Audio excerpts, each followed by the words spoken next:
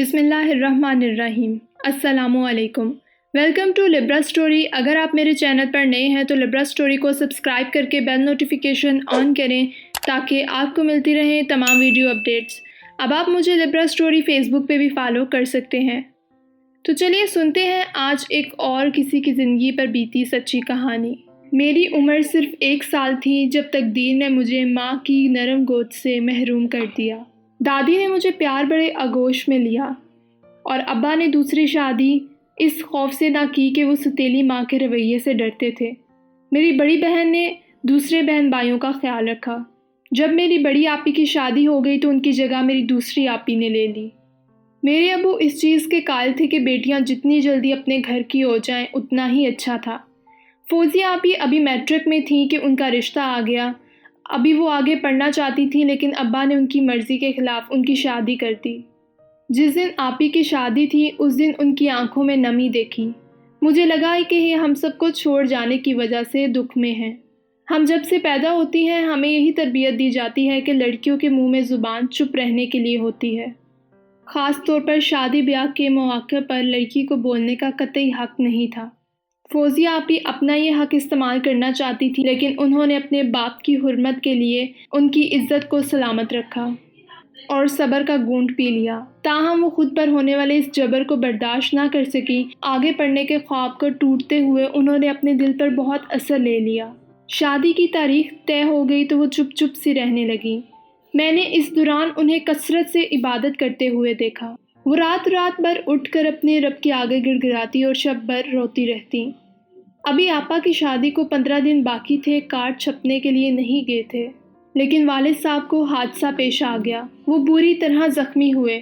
خدا کے کرم سے انہیں زندگی تو مل گئی لیکن وہ کافی دن ہسپتال میں رہے۔ اس حادثے کی وجہ سے آپی کی شادی روک دی گئی اور شادی کی تاریخ آگے بڑھا دی گئی۔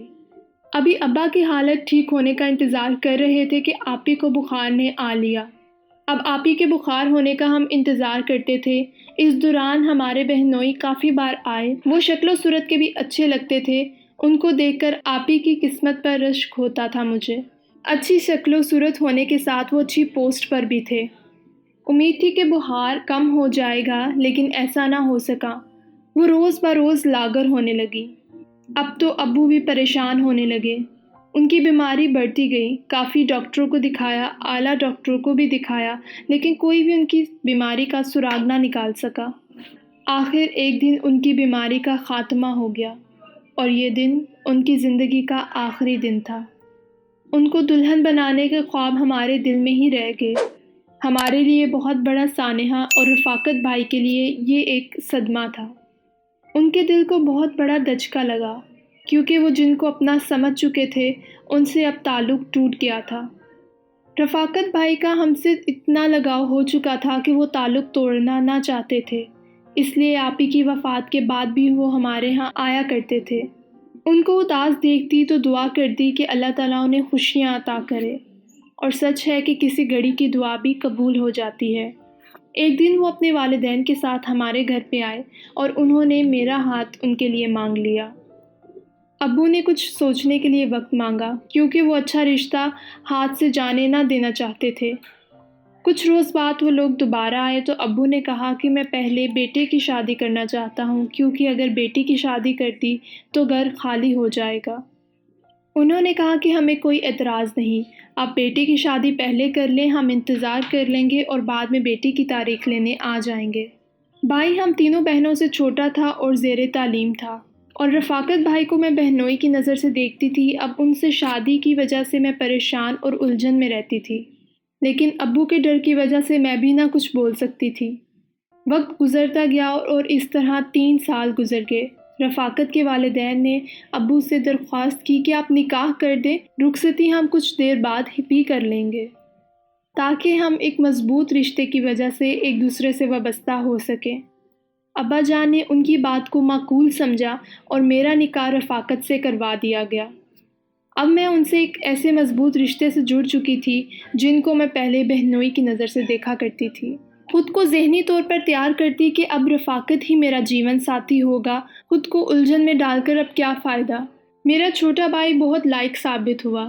کالج کے بعد اسے بیرون ملک تعلیم حاصل کرنے کے لیے اسکالرشپ مل گئی۔ ابا جان نے سوچا کہ رفاقت کے والدین بہت ہی شریف اور صبر والے ہیں، جنہوں نے اتنا صبر کا مظاہرہ کیا ہے، تو منکوحہ بیٹی کو رخصت کر دینا چاہیے، کیونکہ بیٹا نہ جانے اب پڑھائی مکمل کرنے کے بعد کب واپس آتا ہے، اور بیٹی کو اتنی دیر گھر بٹھانا ٹھیک بات نہیں۔ ابو نے انہیں بلا کر رخصتی کی تاریخ دے دی اور بالآخر میں دلہن بن کے رفاقت کے گھر آ گئی۔ دل دھڑکتا تھا کہ کیسے رفاقت کو اپنے شوہر کے طور پر قبول کروں، لیکن یہ مرحلہ بھی ان کی محبت نے آسانی سے طے کروا دیا۔ میاں بیوی بننے کے بعد ہم دونوں بہت ہی پیار اور سلوک سے رہنے لگے۔ مرحومہ بہن کی جو چھبی میرے ذہن میں تھی، اس کو میں نے حقیقت کی چادر سے ڈھانپ دیا اور ہنسی خوشی اپنے شوہر کے ساتھ رہنے لگی۔ ہمارا اس طرح سے خوش و خرم رہنا ہمارے ساس سسر کو پسند نہ آیا، اور وہ اکثر رفاقت سے کہتے کہ بیٹا، عورت ذات بے اعتبار ہوتی ہے، اس پہ اتنا پیار نچھاور کرنے کی ضرورت نہیں ہوتی، پاؤں کی جوتی سر پہ نہیں پاؤں پہ ہی اچھی لگتی ہے۔ انہی دنوں رفاقت کا تبادلہ دوسرے شہر میں ہو گیا۔ جاتے ہوئے انہوں نے مجھے دلاسا دیا کہ رہائش کا انتظام کر کے جلد بلا لیں گے۔ یہاں میرا ان کے بغیر دل نہ لگتا تھا، وہاں ان کا بھی میرے بغیر جی نہ لگتا تھا۔ جلد ہی رہائش کا انتظام کر کے وہ گھر لوٹ آئے۔ ساس سسر کے منع کرنے کے باوجود وہ مجھے اپنے ساتھ لے آئے۔ یہاں ہمارے دن گل و گلزار گزرنے لگے۔ خوشیوں کی ایسی برسات گویا میری زندگی میں نہ آئی تھی۔ 2 سال ہم نے بہت ہنسی خوشی گزارے۔ ان سالوں کے دوران ہم اکثر سسرال بھی جایا کرتے اور میں انہیں کہتی کہ آپ بھی ہمارے ساتھ آ کر رہیں، لیکن وہ نہ آتے تھے۔ جب میں اکثر سسرال جاتی تو مجھے ساس اکثر کہتی کہ شادی کو اتنی عرصہ ہو گیا ہے لیکن اولاد ہونے کو نہیں ہو رہی۔ نہ جانے ہم نے کیوں اسی گھر سے دوبارہ رشتہ لے لیا جس میں ایک مر گئی ہے اور دوسری ہمیں بانجھ ملی ہے۔ خاندان کا نام لیوا نہ جانے پیدا ہوگا بھی یا نہیں۔ وہ گاہے بگاہے میرے شوہر کو اب بھڑکانے لگی۔ میری ساس اپنے بیٹے کو کہتی کہ ہم 1-2 سال اور دیکھیں گے، اگر اولاد نہ ہوئی تو ہم تیری دوسری شادی کر دیں گے۔ میرا شوہر اپنی ماں کی یہ بات سنجیدگی سے نہ لیتا تھا اور کہتا تھا کہ اماں، اولاد اللہ کی دین ہے، کبھی نہ کبھی اللہ آپ کی اور میری سنے گا۔ مایوسی کفر ہے اور امید پر دنیا قائم ہے۔ میں ڈرتی تھی کہ رفاقت اپنی ماں کی باتوں میں نہ آ جائیں، دوسری شادی کر لیں گے اور مجھے چھوڑ دیں گے۔ اپنے میکے جاتی تو میں علاج بھی کرواتی، لیکن یہ میری قسمت کہ میری گود ہری نہ ہو سکی۔ ایک دن رفاقت کہنے لگے کہ اب تو میں اماں ابا سے ملنے بھی نہ جاؤں گا، کہ جب ملنے جاتا ہوں تو وہ دوسری شادی پر اصرار کرتے ہیں اور میرے منع کرنے پر ناراضگی ہوتی ہے۔ یہ سن کر میں رونے لگی کہ اپنے اماں ابا کی دباؤ کی وجہ سے مجھے نہ چھوڑ دینا۔ وہ کہنے لگے کہ کیسی باتیں کرتی ہو، ایسا سوچنا بھی مت، کیا تم کو کبھی چھوڑ سکتا ہوں میں؟ بھلا اپنی زندگی کو بھی کوئی چھوڑتا ہے؟ تم کبھی بھی یہ بات اب مت سوچنا۔ اگر اولاد کے لیے مجھے دوسری شادی کرنی ہوتی تو 6 برس تمہارے ساتھ کیوں گزارتا؟ تو پہلے ہی دوسری شادی نہ کر لیتا۔ رفاقت کی اس تسلی بخش انداز سے مجھے تسلی ہوتی کہ میرا شوہر تو میرے ساتھ ہے اور اب مجھے فکر کرنے کی کوئی ضرورت نہیں۔ میری ماں تو بچپن میں ہی فوت ہو چکی تھی اور سنا تھا کہ ساس بھی ماں جیسی ہوتی ہے، ان سے ماں جیسا پیار لوں گی اور بیٹی جیسا پیار دوں گی۔ لیکن یہ خواب ہی رہا اور اس کی تعبیر کے لیے میں ہاتھ ملتی رہی۔ انہی دنوں میرا بھائی بھی چھوٹا تعلیم مکمل کر کے گھر آ گیا۔ ابو نے مجھے خط لکھا کہ بھائی کی شادی کی تاریخ رکھ رہا ہوں، تم آ جاؤ تو ہم شاپنگ شروع کر دیں۔ میں نے وہ خط رفاقت کو دکھایا تو رفاقت نے کہا بہت اچھی بات ہے، جب کہو گی میں چھوڑ آؤں گا۔ انہی دنوں ہمارے ساس سسر پہلی بار ہماری طرف رہنے آئے تھے۔ میں ان کی خاطر مدارت میں لگی ہوئی تھی، لیکن ساس میرے بھائی کی شادی پر خوش نہ تھی۔ میری ساس کہنے لگی ہمیں تو خیال یہ تھا کہ تمہارے بھائی کا رشتہ ہمارے گھر آئے گا، لیکن یہاں پر تو الٹ ہو رہا ہے۔ میرے سسر نے بھی اپنے بیٹے کو بہت سنائی کہ کیا تمہیں اپنی بہن کی کوئی فکر نہیں؟ اب تم بیوی کے لیے بیٹھے ہو، جس گھر کی بیٹی ہمارے گھر نہیں آ سکتی ان کی بیٹی بھی ہم نہیں رکھیں گے، اسے گھر پہنچا دو۔ میں نے رفاقت سے کہا کہ آپ میں اور مجھ میں تو کبھی تکلف والی کوئی بات نہ تھی، آپ مجھ سے بات کرتے تو میں ابا سے بات کرتی، لیکن اب کچھ نہ ہو سکتا تھا۔ انہوں نے کہا ارے چھوڑو اس قصے کو، تمہیں کیا خود میری بہن نظر نہیں آتی تھی؟ تمہیں خود اس کی خوشی کا خیال ہونا چاہیے تھا۔ میں تو ان کی باتیں سن کے دھنگ رہ گئی۔ بھائی کی شادی کی خوشی گویا ہاتھ میں مل گئی۔ مجھے یوں اداس دیکھ کر رفاقت نے بولا کہ تیاری کرو، تمہیں تمہارے گھر چھوڑاؤں، دفتر میں تمہارے ابا کا فون آیا تھا، وہ شدت سے تمہارا انتظار کر رہے ہیں۔ میں نے کہا نہیں، میرے ساس سسر اتنی مدت بعد آئے ہیں، ان کی خدمت کون کرے گا؟ میری یہ بات سنتے ہی سسر نے کہا کہ نہیں نہیں، تم جاؤ، یہ خوشی کا موقع ہے، تمہیں جانا چاہیے، ہم اپنے گھر آئے ہیں، غیر کے گھر تھوڑی۔ رفاقت سے کہا کہ اسے اس کے والد کے گھر چھوڑ آؤ۔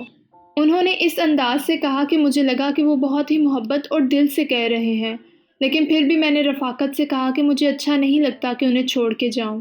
رفاقت نے کہا کہ ارے بھائی، وہ دل سے اجازت دے رہے ہیں، تم جاؤ۔ اس طرح میں والد صاحب کے گھر آ گئی۔ جب شادی کے کارڈ چھپ گئے تو ابا نے کہا کہ تم خود اپنے سسرال یہ کارڈ دینے جاؤ تاکہ انہیں عزت محسوس ہو۔ میں کارڈ دینے جب گھر گئی تو ایک عجیب سا منظر دیکھا۔ دو ادھیڑ عورتیں اور ایک عمر رسیدہ عورت آپس میں بات کر رہی تھی کہ لڑکی اگر ان پڑھ ہے تو کیا ہوا، اس گھر میں خوش رہے گی۔ مجھے لگا کہ میری نند کے بارے میں بات کر رہے ہیں تو میں نے کریدنا مناسب نہ سمجھا، لیکن رفاقت کا انداز بدلا لگ رہا تھا۔ میری طرف دیکھا لیکن آنکھیں جیسے مجھ سے ملا نہ سکتے تھے۔ میں نے کہا مجھے بازار لے جائیں، مجھے کچھ شاپنگ کرنی ہے، تو کہنے لگے کہ اپنے دیور کو ساتھ لے جاؤ، واپسی پہ وہ تمہیں تمہارے والد کے گھر بھی چھوڑ دے گا، میں بعد میں آ جاؤں گا۔ بھائی کی شادی سے 4 روز قبل رفاقت نے مجھے آ کر کہا کہ میرے دوست کی شادی ہے، اسے سونے کا سیٹ چاہیے، 1 ہفتے میں واپس دے دے گا، تمہارے پاس تو 3-4 ہیں، کوئی بھی پہن لینا۔ میں نے وہ سیٹ دے دیا کیونکہ مجھے رفاقت پر کبھی شک نہ ہوا تھا۔ جب رفاقت چلے گئے تو میں پریشان سی رہنے لگی، جیسے میری کوئی قیمتی چیز کھو گئی ہو۔ سوچا شاید وہ سیٹ لے گئے ہیں اس لیے، لیکن کبھی میں تنگ دل بھی نہ تھی۔ رفاقت پر اندھا یقین کرتی تھی، سو دوسری کوئی بات میرے ذہن میں ہی نہ آئی۔ بھائی کی شادی میں مصروف ہو گئی۔ اگلے ہی روز کسی نے میرے والد صاحب کو بتایا کہ تمہارے چھوٹے داماد نے دوسری شادی کر لی ہے۔ ابا نے کہا ارے نہیں، لیکن جب اس شخص نے قسم کھائی تو میرے ابا پریشان ہو گئے۔ ابا نے سوچا میرے گھر پہلی بار خوشی آئی ہے، اکلوتے بیٹے کی شادی ہے، اگر رفاقت کے گھر جا کر خبر کی تصدیق کروں گا تو میری خوشی میں بنگ ڈل جائے گا، اس لیے شادی کے بعد اس خبر کی تصدیق کروں گا۔ اس لیے مجھ سے بھی یہ بات چھپائی کہ جو میں خوش گھوم رہی تھی یہ خبر سنتے ہی گر نہ جاؤں۔ اگلے روز رسم حنا تھی۔ میرے جیٹھ اور جٹھانی اس رسم حنا میں آئے۔ انہوں نے کہا کہ رفاقت کی طبیعت نہیں ٹھیک، اس لیے وہ نہیں آئے۔ ولیمے میں رفاقت اور اس کے والدین آئے اور مجھے کہا کہ ہفتے بعد آ کر میں تمہیں لے جاؤں گا۔ ہفتہ گزر گیا لیکن وہ مجھے لینے نہ آئے۔ میں نے ابا سے کہا کہ آپ مجھے میرے گھر پہنچائیے، لیکن ابا نے کہا کہ صبر کرو، وہ آ جائے گا اور تمہیں خود لے جائے گا۔ جب بہت اصرار کرنے لگی تو بھائی نے کہا کہ ارے نادان، میری بات غور سے سنو، تمہارے شوہر نے دوسری شادی کر لی ہے۔ مجھے اپنے کانوں پر یقین نہ آیا۔ میں نے چھپ کر اپنے شوہر کو کال کی اور کہا کہ مجھے میرے بھائی نے اس طرح بتایا ہے، آپ بتائیں کیا اس خبر کا کوئی سر پاؤں ہے؟ تو رفاقت نے کہا ہاں، یہ خبر سچ ہے۔ امی ابو نے زبردستی میری شادی کروائی ہے، لیکن میں کچھ دنوں بعد اسے طلاق دے دوں گا۔ تم کوئی بھی بات دل پر مت لو، میں کچھ ہی دنوں میں آ کے تمہیں لے جاؤں گا۔ والد صاحب نے مجھ سے پوچھا کہ بیٹی تم کیا چاہتی ہو، سوتن قبول ہے یا طلاق لینا چاہتی ہو؟ میں نے کہا کہ نہ میں طلاق لینا چاہتی ہوں اور نہ مجھے سوتن قبول ہے۔ اس شرط پر گھر جاؤں گی کہ رفاقت نئی بیوی کو والدین کے ساتھ اور مجھے اپنے ساتھ رکھیں گے۔ اس شرط کو رفاقت نے مان لیا اور نئی بیوی والدین کے ساتھ بیچ کر وہ مجھے لینے آ گئے۔ چند دن ساتھ رہے، پھر والدین کی طرف چلے گئے۔ 4 دن بعد لوٹے اور پھر انہوں نے اپنا تبادلہ اسی شہر میں کروا لیا جہاں والدین رہتے تھے۔ اب وہ 4 دن وہاں اور 3 دن میرے پاس رہتے تھے۔ جب وہ وہاں رہتے تو میری دن رات اکیلے گزرتے تھے۔ اب وہ میرے نہ رہے تھے، یہ احساس مجھے دن رات پریشان اور تنگ کرتا تھا۔ ابو بیمار تھے تو مجھے میکے جانا پڑا۔ رفاقت نے کہا کہ میں چند دن بعد آ کر تمہیں لے جاؤں گا، لیکن پھر وہ کبھی مجھے لینے نہ آئے۔ یہاں تک کہ 1 سال گزر گیا۔ وہ ایک بیٹے کے باپ بن گئے اور ان کی فیملی مکمل ہو گئی، اور اس خوشی میں انہوں نے مجھے بلا دیا، لیکن میں انہیں کبھی نہ بلا سکی۔ والد صاحب کے گھر اکیلی رہتی ہوں۔ بھائی اور بھابھی بیرون ملک جا چکے ہیں جبکہ بڑی بہن اپنے گھر میں خوش ہے، اور میں آج بھی اسی فریب میں زندہ ہوں کہ وہ مجھے لینے آئیں گے۔ مجھے اکثر لوگوں نے سمجھایا ہے کہ رفاقت کا انتظار کرنا چھوڑ دو، اس کے 4 بچے جوان ہو چکے ہیں، لیکن اس دل کا کیا کروں؟ 30 برس گزرنے کے بعد بھی ان کا احساس، ان کا انتظار دل سے نہیں جاتا۔ میں بے اولاد تھی تو میرا کیا قصور تھا؟ میں تو ان سے والہانہ محبت کرتی تھی اور وہ بھی مجھ سے والہانہ محبت کرتے تھے۔ مجھے اکثر کہتے تھے کہ اپنے دل کی دھڑکنیں بھی کبھی کوئی کسی سے جدا کر سکتا ہے، تو کیسی اپنے دل کی دھڑکن کو وہ آج بلا بیٹھے۔ وہ تو ویسے بھی اس کے پاس 4 دن رہتے تھے اور میں تو انہیں منع بھی نہ کرتی تھی۔ بانجھ ہونا میرے ہاتھ میں تو نہ تھا، یہ تو اللہ کے فیصلے تھے۔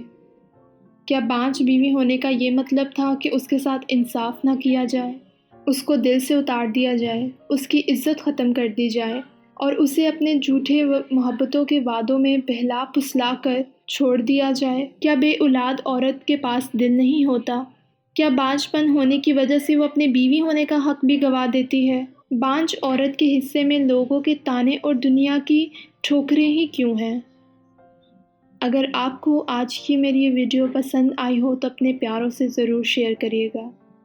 شکریہ۔